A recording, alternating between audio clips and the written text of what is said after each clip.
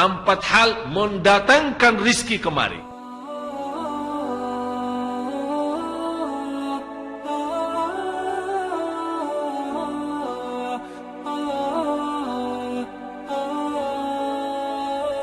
Di mana saja kita ada, posisi kita di mana saja, Allah datangkan rizki kepada kita. Yang pertama, qiyamul lail, salat malam. Yang kedua, berbanyak istighfar waktu sahur. Kalau anda tidak salat malam, jangan tinggalkan istighfar waktu sahur. Waktu sahur kapan? Kira-kira 30 menit sebelum azan. Ada satu hadis dijelaskan waktu sahur, makan sahur kan? Tapi ada yang suka makan sahur jam 1, ada yang suka jam 2. Tapi menurut saya waktu yang tepat untuk makan sahur dikirakan membaca 50 ayat. Membaca 50 ayat. Kalau bagi kita 50 ayat ya setengah jam lah. Dah tahu bagi bapak ibu gimana? 1 jam ya bolehlah, 1 jam tak apa-apa. Ya tergantung lancar atau tidak. Tapi ukurannya seperti itulah, kurang lebih seperti membaca 50 ayat dari Al-Quran. Itulah namanya waktu sahur.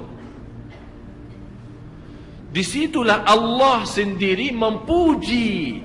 Allah bangga dan senang terhadap orang yang sahur. Sampai ulama berkata, tidak ada ibadah yang terbaik di waktu sahur selain istighfar. Jadi boleh baca Quran, boleh salat malam, boleh zikir, boleh apapun, tapi yang terbaik istighfar. Jadi tinggalkan segalanya, tinggalkan Quran, tinggalkan salat malam, tinggalkan baca Quran, tinggalkan zikir. Fokus hanya istighfar. Astaghfirullah wa atubu ilaih. Termasuk istighfar Allahumma anta rabbi la ilaha illa ant, yang bapak ibu tahu sayyidul istighfar, yang terutama, yang paling luar biasa. Allahumma anta rabbi la ilaha illa anta khalaqtani wa ana abduka wa ana ala ahdika wa wa'dika mastata'at a'udzu bika min syarri ma sana'at abu'u laka bi ni'matika alayya wa abu'u bi dhanbi faghfirli fa innahu la yaghfiru dzunuba. Ya Allah, kalau kita fahami doa ini luar biasa. Oleh karena itu kata Rasulullah, barang siapa yang membaca sayyidul istighfar, kemudian di malam hari dengan keyakinan dia meninggal habis baca istighfar, masuk surga. Masuk surga. Berarti ini salah satu doa yang menjaminkan dengan mudah masuk surga. Yang ketiga, berbanyak sedekah. Sebenarnya bukan istilah berbanyak sedekah. Kadang-kadang orang bersedekah 100 juta, udah saya sudah bersedekah 100 juta. Bukan itu. Bukan yang dimaksud berbanyak sedekah itu dari sisi uang itu banyak atau sedikit, bukan. Yang dimaksud rahasia sedekah, ta'ahudus sedekah, istiqamah bersedekah. Istiqamah. Itu tidak menjadi masalah besar maupun kecil. Itu tidak menjadi masalah. Karena bagi Allah tidak ada artinya besar maupun kecil. Kita tidak memberikan kepada Allah. Karena Allah maha kaya. Tapi rahasia sedekah itu kita terus menerus sedekah. Siang, pagi, malam, pagi, besok, terus minggu depan. Tidak pernah berhenti. Setiap ada kesempatan selalu kita membawa sedekah. Itu namanya ta'ahudus sedekah.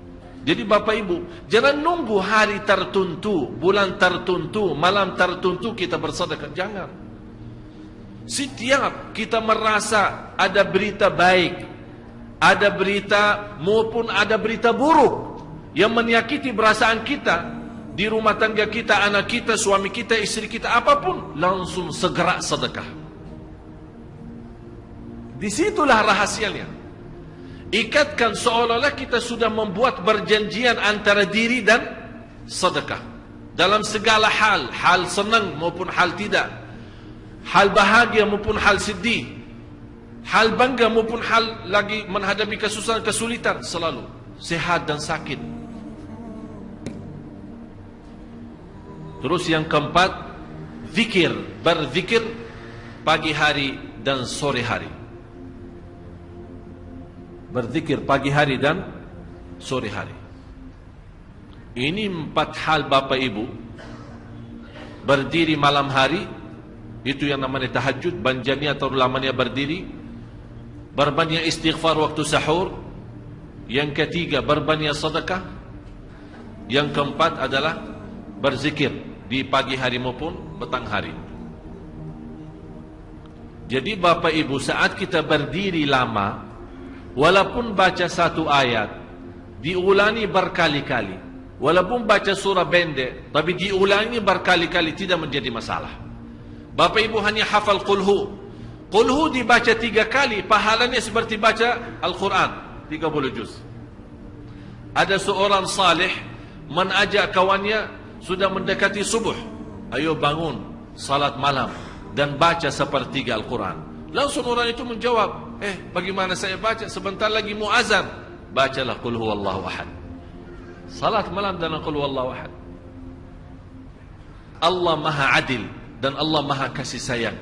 Bagaimanapun sebanyak dosa kita, sampai Allah bersabda di hadis yang qudsi, Allah berfirman di hadis yang qudsi, ya ibna Adam, hei anak Adam, kalau engkau membawa dosa sepenuh bumi, dosa dan maksiat, dosa besar maupun kecil, tapi tidak ada di antaranya berbuat syirik kepada Allah, kata Allah, saya tidak peduli, kata Allah, aku tidak akan peduli mengampuni segala-galanya.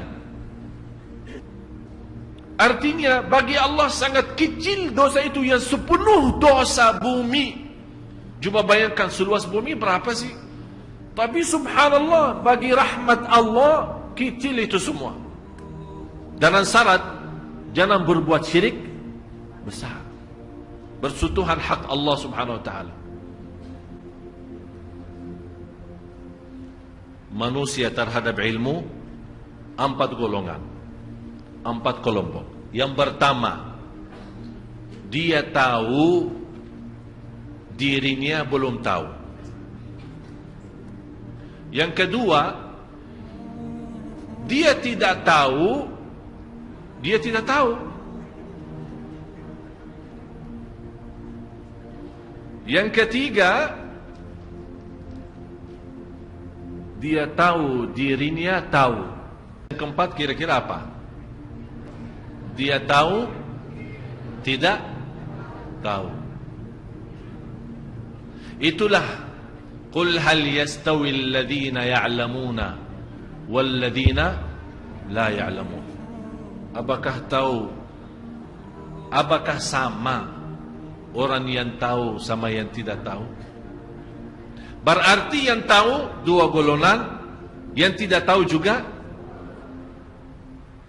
Yang tahu dirinya tidak tahu, ada yang tahu dirinya sudah tahu. Ada yang tidak tahu dirinya tidak tahu, ada yang tidak tahu dirinya tahu. Mudah-mudahan Bapak Ibu di hari ini diberikan oleh Allah kecerdasan fikiran, bisa memahami ayat ini. Menurut saya, kalau kita benar-benar mau memperbaiki kehidupan kita dan juga mau memperbaiki negeri kita, kuncinya salat malam.